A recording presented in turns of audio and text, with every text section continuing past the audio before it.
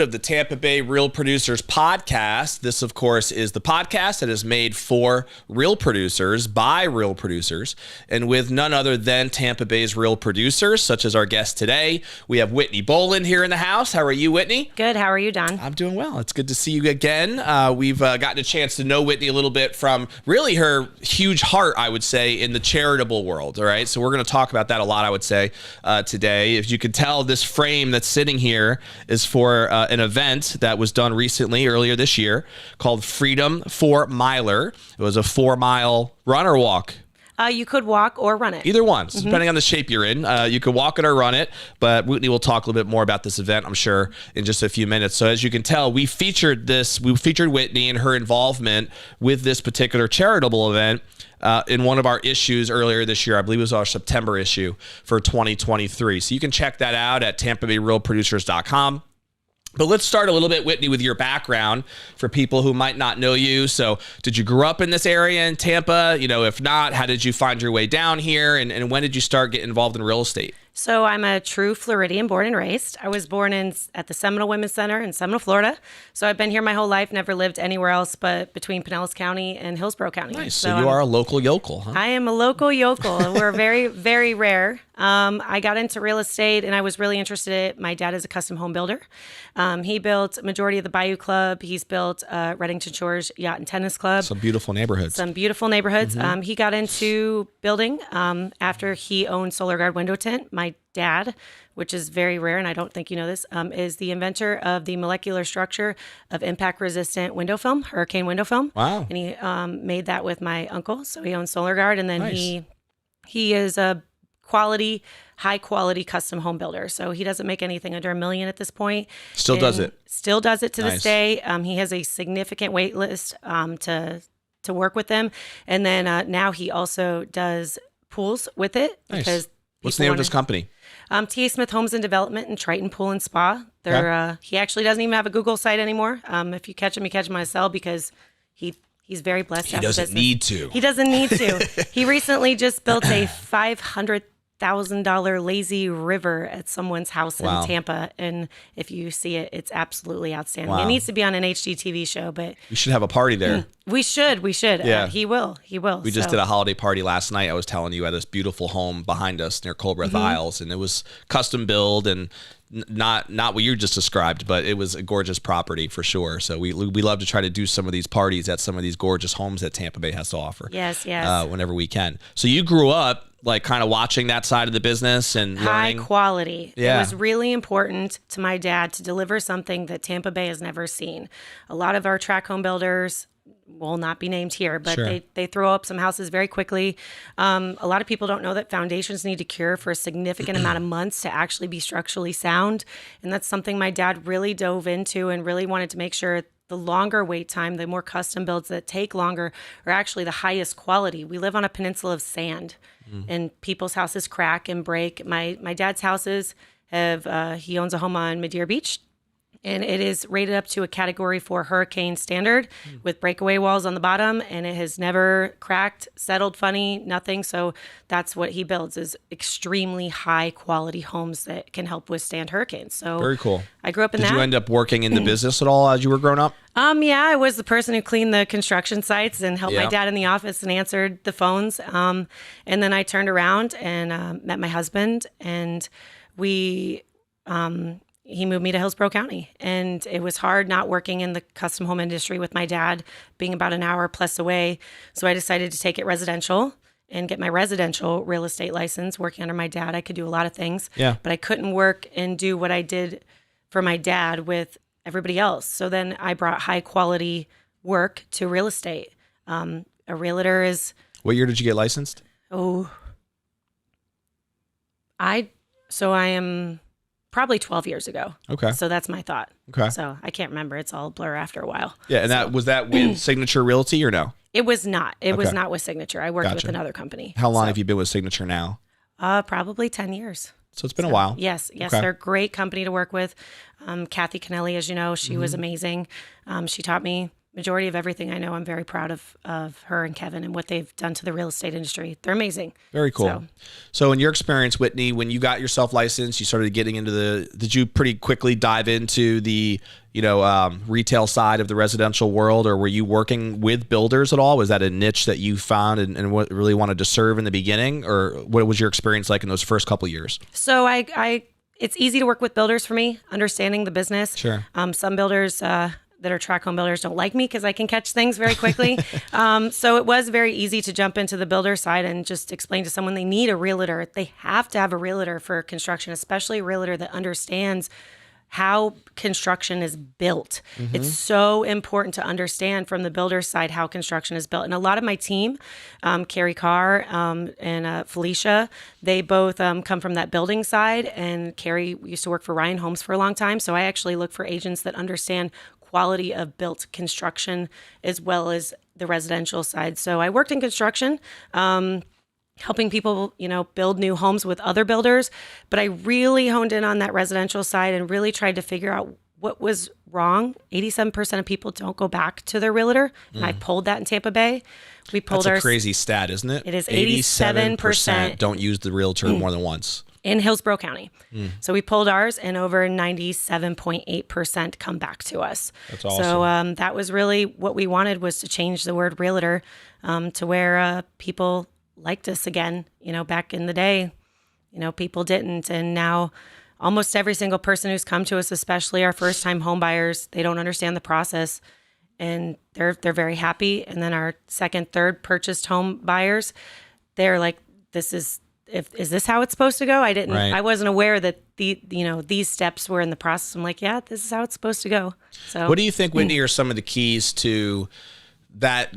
Just that's a massive discrepancy, right? 87% of people who don't, statistically speaking, use I don't think that's probably true for our particular audience of the top 500 agents, because there's a reason why they're top 500 agents, but we all know that there's over 20,000 licensed agents out there, right? And most of them, I think, make up that 87%. Yes, they do. That you're talking about right now. So what do you think are some of the keys that would have that be the reality? Compare it to your reality, which is very different, right? 90-something% who do end up using you guys more than once. What are some of the things that you think are keys to getting that type of a result? So I would say when it's structure, it's all structure. When I got into real estate, I was excited to help people, make them smile and get into homes. And, every realtor says, oh, I love a flexible schedule. That's not true. As you know, it's hard to catch me on a daily basis, but structure, failure, learning the faults in yourself and being honest with yourself as a realtor and understanding you can't do it all alone. And each client deserves 100% of your attention from multiple people on your team and staff. So there's 287 tasks just to do on the listing side. We've written it out and we know those tasks, and there's 162 on the buying side.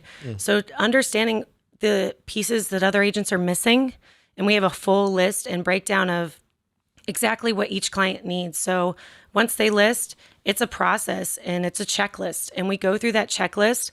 We have a customer service manager who calls our clients constantly to make sure that not only are they happy with our agent, but they're happy with our team and our staff. We have over 9 on our staff. I'm very proud of everything that they do. They deliver an extremely high efficiency quality of real estate. Priscilla's been with me the longest. She's been with me for 8 years. So if that tells you longevity of, my employees being happy working with us. How many did you say you have on your staff, Whitney? 9. 9 employees? 9 employees. And that doesn't include agents. So, yep. Very cool. And then I also do real estate coaching. I think just the attention to detail that you can speak to with the 287, I think you said, listing checkpoints and 160 whatever on the buying side.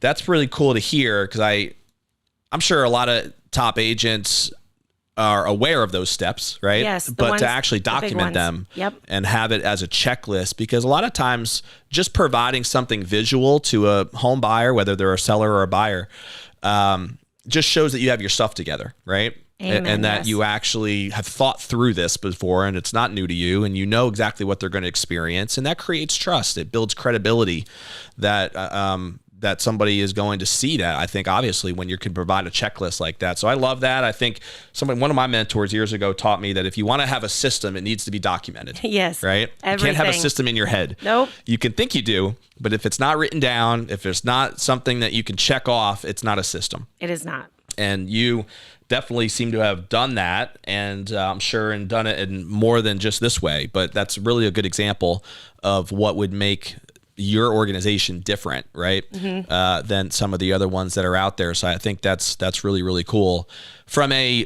In your experience, Whitney, like, have you gone about this more as just like organic for the most part? Has your business grown through organic connections, referrals, that type of the business? Or have you invested resources into lead capture flow? And where does most of your clients come from? What's worked well for you in that space over the years? So a lot of our clients are recurring from several years of, my father and then growing into what I am today. A lot of people know us just from hearing from a friend, no, that's not how real estate works. Or actually, we get a lot of expireds and canceleds from other people who have talked to us. They'll say, a horrible story that they felt, and actually our clients are our advocates. So that's about 50% of our business. The other 50%, I'm in a coaching program. I'm very proud of it. I'm also a real estate coach. I coach students all over the United States, nice. Montreal and Canada as well. So I know Google My Business. I know Google Screened. I teach on it. I've spent thousands of dollars from experts in the industry to learn omnipresence and Sphere. So we do get a significant amount from Google. My phone rings probably once or twice a day with a new client that's interested. So our biggest, a lot of people out there don't know about like LSA ads, and we're very good at it. So we have over a 50% turnover ratio on all of our Google ads. We're very, very honed in on that. And we've been working with a YouTube specialist, and we're about to jump into a huge YouTube algorithm as well. And I'm very proud to say that, we look at everybody's Google My Business, and ours is by far performing higher than a lot of other people's organically too. We can teach our students how to do this organically with no funds. Very cool. So it's kind of nice to be able to help the underdog when they have no money in the industry to learn how to make $100,000 in their first year. And I'm very proud to say my students are amazing. They're making hundreds of thousands in real estate all over the United States and in Canada. Cool. So very And that's proud. not affiliated with Signature, or It's not affiliated with Signature, but it was given to me through Kathy Kennelly and Kevin. I'm very blessed. I was going to quit real estate after a sinkhole home. I still know the address in Valrico to this day. I can recite it by the back of my hand and tell you exactly the names of the clients. But I walked into her office one day after 5 failed transactions, almost quitting real estate. And she's the reason I'm here today. That's awesome. My broker is. I'm very proud. Yeah, it's good to have a mentor that can be there for you in those tough moments, right? Yeah, I almost a mom too. She told me, no, I'm not quitting, and here, go here. So that's cool. It's very awesome. Yeah, absolutely. And so your coaching program, is that your own business, or are you working as a coach with some organization? I am partnered with Craig Proctor Associations. Okay, so I work with them. Yep. Yeah. So I'm very proud to say that I'm one of their top coaches. That did not come without a lot of failure and grit. I believe that failure is an intricate part of being a top agent, and totally not just a little failure, like some moments that make you break. Yeah. And I think that, and what you learn from it, right? Yep, exactly. What lessons you can take from it. I'm a big believer in that too. There's a book that even John Maxwell wrote. He's a leadership guru out there. I love John Maxwell. About failing forward, right? Yep. That's the name of his book. And it's just that principle. Like whatever that book. True failure is if you don't learn a lesson from it, right? Because a lot of our biggest breakthroughs tend to come after some failing moment. And what exact lesson we're stealing from that. So exactly. And we have to recognize that, top agents, I think every top agent that I've seen and worked with and been with you with at these events, there's a part of them that's extremely humble and blessed to be there. Yeah. And I believe that is an intricate part, and that's what makes a top agent who they are: failure and humble, and recognizing when we're wrong and fixing it and getting over that hump to get to the next step. Yeah, absolutely. I agree with that. It's been one of the takeaways I've had in my interviews with these agents on the podcast or just over the years in the magazine. It's funny. A lot of people think that to be a successful real estate agent, you have to be cutthroat and you got to, beat the competition. And they think that we are. Right. They just come talk to us. That's We're not so been my nice. experience at all. The people who think that way or who actually act that way are the ones that aren't in the top 500, Yes, right? It's yes. the ones that actually do live with this element of compassion and genuinely care and want to really serve. Those are the ones who tend to really be the wildly successful ones. At least that's what I found. So it's been fascinating.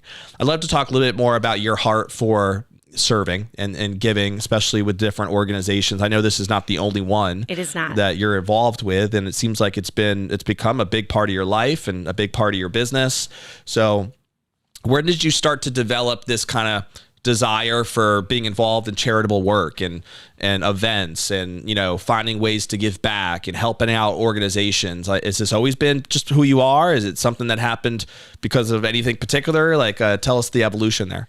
So when I was young, my parents taught me to give back. I went to Jamaica when I was young and built schools and did karate and all those things with our missions groups and giving back to the community. I've been to some of the jails in the area, and I've preached the word and stuff like that when I was young. So I was brought up very Baptist. I went to Indian Rocks Christian School and First Baptist Church of Indian Rocks with Charlie Martin as my pastor, and then Jeff after that. So I was think raised Hulk Hogan giving. goes to church there now. Yeah, so it's a huge church now. It wasn't when I went to school there. It's huge now. I was one of the first graduating classes in the newer church building, so it's huge, and I still set my feet in there. So I was brought up giving. I think Tony Dungy had a prison ministry too, didn't he, in Tampa Bay? Yes. Yeah. So a lot of people, we would preach, and I've gone to Jamaica several times when I was younger, so that happened. And then when I got into real estate, it wasn't for monetary reasons. I was brought up privileged, but I learned very harshly from my parents' teachings that I needed to learn how to do it on my own. And my dad was like, here you go, out the door. And so it wasn't for a lack of, So you weren't handed anything. I wasn't handed anything. If anything, with my dad being who he was, I was probably tougher. I am my dad's first child, even though he has two from a previous marriage. My mom had two, but I definitely had to work for everything I had. And that was not because they weren't great parents. It was because they were great parents that were tough, which I loved. I didn't love at the time when I was younger, but I loved it. So I wasn't handed anything. Monetarily, I did well. And then I got into real estate and said, I want to give back. I want to give what my parents gave to me and the opportunities I had going to a private school and doing these things. I really, truly want to give back and give other kids the opportunity to learn and go to college and private school and take them off the street. And then a lot of this journey and a lot of where it came from was me and my husband have been married for 9 years, and we tried to have kids, and it just didn't work out. God has other plans. So I donated over $50,000. We did a 50 for 50 homes for $50,000, donated back to charity. And we took over 18 additional foster children off the street with Forgotten Angels in Valrico, Florida. That's awesome. And we handed a $50,000 check in the middle of COVID when everybody else was suffering. We handed a $50,000 check to take kids off the streets awesome. in Hillsborough County, which was, they're like an extension of me. They're my kids. Yeah. So that really got me started in it. And then I met my agent, Carrie Carr, kept telling me about this gala, which is tonight in Tampa at the Tampa Museum of Art near Curtis Hickson Park. Nice. And she goes... For those of you watching on the live stream on Facebook or our YouTube channel, you can check out the gala tonight if you want to hit it up. Yes, it is sold out, but there are some auctions if you want to go in. There's a silent auction. Nice. We've raised over $250,000 for charity with Milo with Iron Eagle X, who is a military contractor. I'm very blessed to be connected with him. He's an inspiration. He's self-made himself, and he's amazing at what he does. But it was my agent. She goes, your husband's military, and now he's federal, and hey, let's do a Christmas party by giving back to charity. And I'm like, no. The first year I said no. Second year I said no. Third year I'm like, okay. So I went to this event, not a dry eye in sight. We're one of the sponsors for the event. We buy a table. Your team? Yes. So our team gets to go with their husbands, and because we're an all-female team currently right now. How many agents do you have again? So right now we have 4. Okay. So, and that, with as many office staff as we have, 4 is a great number to have. Yep. So, and they can knock out numbers very well. I'm very proud of them. So went to the first event, and it was amazing. They treat you like royalty. They thank you for everything you do, which is really rare Like another sponsor to do Iron Eagle X, throws this huge event every year, and 100% of the proceeds goes back to, Gold Star Families, which is families of our fallen. And I went, and my first year was last year, and unlimited drinks. I know realtors like that. If you want to come sponsor, it's unlimited bar. It's great. Overlooking Curtis Hickson Park, and it's beautiful, and it's Christmassy, and it's a gala with fine dining. And, if you've never seen your husband in a suit, definitely this is the event. Yeah. And it's beautiful. And then Liette Reback is the founder of Believe With Me. You can look her up on believewithme.com, and it's for our fallen. Our fallen are so important, and we're a base established Tampa Bay, MacDill Air Force Base. So with our fallen, they have served the ultimate sacrifice, and MacDill Air Force Base is right here at home. She went on stage and she said, we have a Freedom 4-miler in Tequesta, Florida, and can someone bring it here? And I was just the crazy agent at the time to say, sure. So we just did the inaugural one last year, and we pulled it off in 30 days, which if you know Hillsborough County. That was the one this year. Yes. Right. It was the very first one. The one we did the feature on. Over 300 people registered to run. We were very proud of this event, extremely proud. So we brought awareness for the first time to runners, which running in Tampa is important for a lot of us. I don't know if you run, but I definitely do. I don't. But I admire people that do. Yes. So, and if you don't run, there's a ton of children activities. We do a snowball fight for children in the middle of July. That's something they would enjoy. I have 5 little kids, as you know, so they would definitely get a kick out of that. 1,500 snowballs for a snowball fight. We do a cadet dash for the little kids where they run to cupcakes at the end. We're super excited. That's awesome. So we like to integrate the community, but you're going to do this every year now, you think? Absolutely. It is the closest weekend Saturday to always 4th of July. Okay. And you can register at Freedom 4-miler at believewithme.com. Just look up Freedom 4-miler in our events. Tampa, not Tequesta, because there's 2 in there. And you can register right now before prices go up in January. That's awesome. Yep. Now I remember that's why I didn't go this year is we always travel right around the 4th of July. We were away. But I mean, it's an amazing event. You guys did an amazing job putting it together as fast as you did. Obviously, it's for an amazing cause as well. Were you at our Stars and Stripes gala that we did about 2 years ago for Real Producers? I don't recall. It was at the Tampa Firefighter Museum. Oh, yes. So I bring it up just because we partnered with the Tunnel for Towers organization. Yes, I just ran their race. I love them. Yeah, great and to there was work a great, I mean, as you know, they have that, for Gold Star Families, they have that community in Pasco County. Yes, they do. And that was right when they were building it. I don't even know if it's completed yet. It might be. But at the time, we were raising funds to try to just bring support to the Gold Star families that were going to be getting those houses up there. And it was a great event. I think we had 200 and plus agents there that attended, and it's a great little venue too, that Tampa Firefighter Museum. It's a cool spot for a charitable event, especially.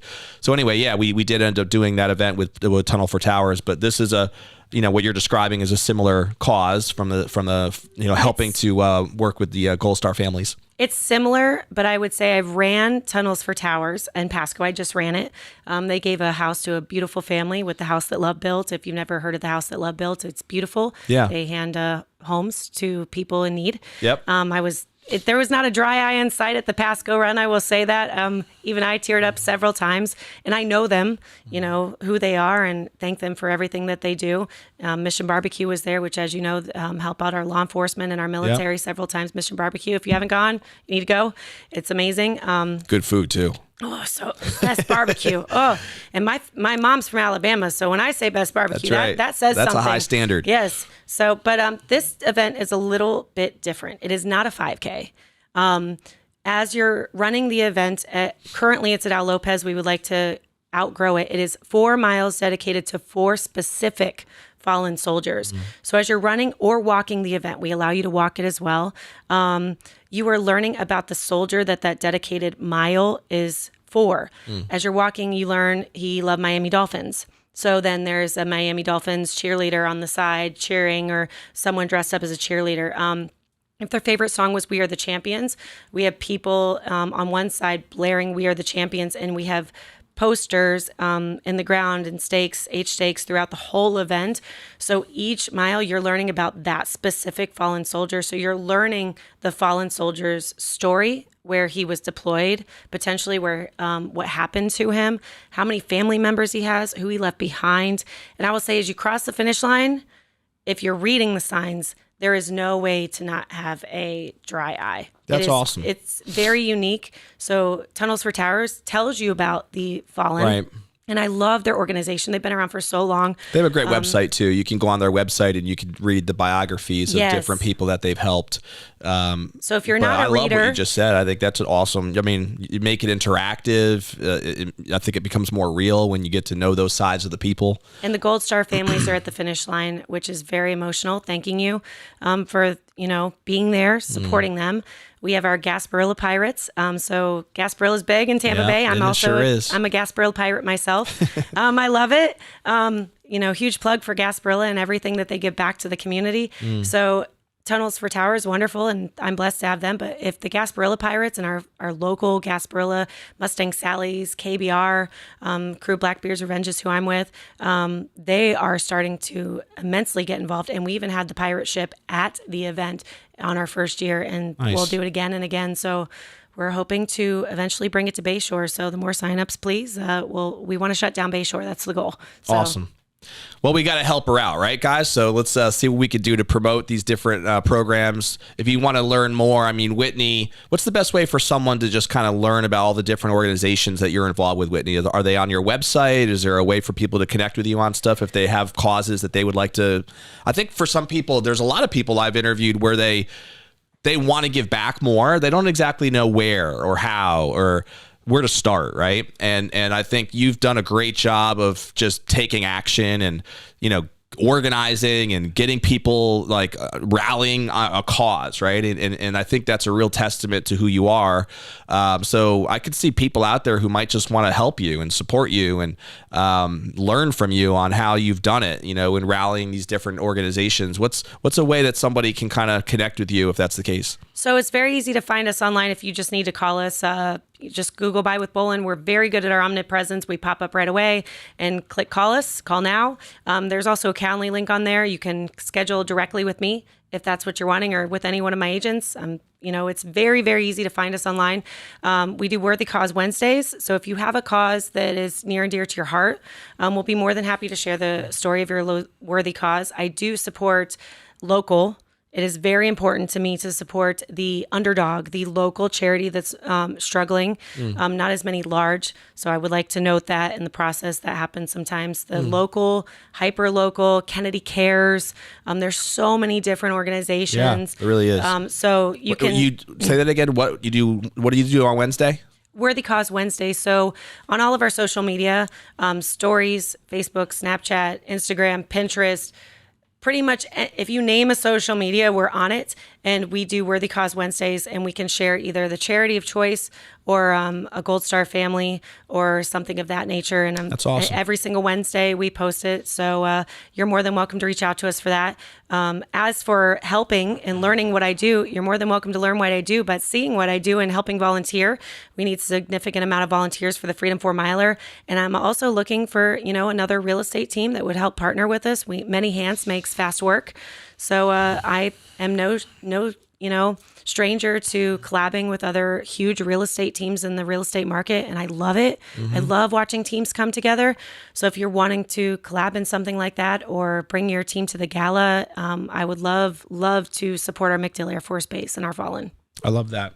You should talk to J-Mac, man. He's all about the military. Yes, yes. All about helping out with veterans and different organizations like that. So, but Worthy Cause Wednesday is such a great idea. I love that concept too of just using that as it goes back to your ability to develop systems, right? Yes. And having it be every day is something new. And the recipes online, I know a lot of people don't say it. Those recipes I post, I really do cook them. That's cool too. So every day you have a different theme like that? Every day we have different themes. We're built out over a month to 2 months in advance on everything. And it's anything from video to sharing this podcast once it's complete and pulling it down and sharing what we do, and it's an erroneous amount of items. We probably have over 100 and something articles already ready and loaded for the next couple, including events in Tampa Bay. I got a couple rapid fire questions for you. We're a little bit tighter on time today than I would like. I feel like I can talk to you for another hour just about these different causes. So we'll have to have you come back for another episode. And I can have Liette come back, the founder of Believe With Me as well. Yeah, that would be great. We can do even more than one guest at the same time and have a little conversation. So that sounds good. For people who might not know you that well personally, Whitney, so I know you mentioned already, your husband, I know, lives in DC some of the year, right? Or a lot of the year. He works up in that area with the government. And so you don't have kids other than your fosters, right? Yeah. Other than Liette's like 16 children, she has a lot of children, and I love them dearly. And so I like everybody else's kids. So if you need another aunt, I'll be there for you. So you're speaking to a guy with 5 young ones. So we're going to take you up on that. Spoil them rotten and send them home. So. Now, what do you love to do for fun when you just get a chance to kind of hang out and relax? What are some of your hobbies and interests? I love scuba diving. We have dove in the Maldives, Barbados, St. Lucia. Oh my gosh. There's so many other places. About once a year, we do scuba diving. We're wanting to go to St. Croix and several different places. Actually, I love scuba diving, but I also love learning about the island and giving back to the community. You know, Barbados is Of course you do. If you're going to be involved with it, you got to be able to give back somehow. Yeah, right? so Barbados is the only, they call themselves Off the Chain, is the only non-volcanic Caribbean island out there. So new little tidbit, but scuba diving is my heart, and cooking. Sur la table, if you would like me to cook with you, I will. I know you're down here, but I love to cook. It sounds like you can follow Whitney to hear more recipe tips as well. Yes, she throws those out on social media too. Yep. So scuba diving is the only place where my cell phone does not work. So I like to get that 1 hour underwater break every once in a while. So don't we amazing. all? Yeah. I've actually never scuba dived. It sounds like it would be amazing though if you know what you're doing. If you are Rob's shaking his head. No, I don't know what that means. If you're you might have had a bad experience. I don't know.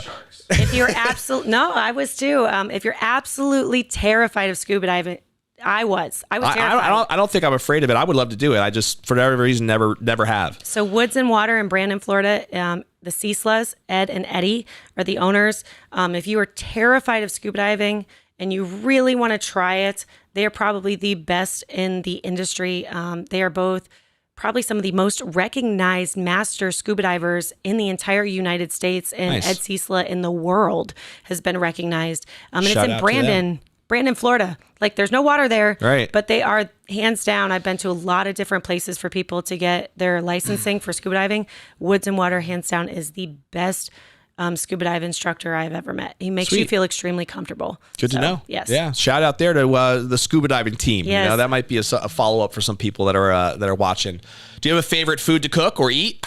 Anything extremely difficult to make. Right now, you like the challenging stuff. Right now, I'm into focaccia bread. Okay. If anybody has a really good white bread recipe, I've failed several times. Failed to try again, but it doesn't work. But focaccia bread. Garlic, basil, and herb. I just made a bourbon brown sugar steak sauce the other day, and intricate soups, anything that has to do with 2 to 3 day recipes, making my own pasta, canning, jellies, jams. Having you over just to cook dinner would probably be a treat. I will say we're very into cooking.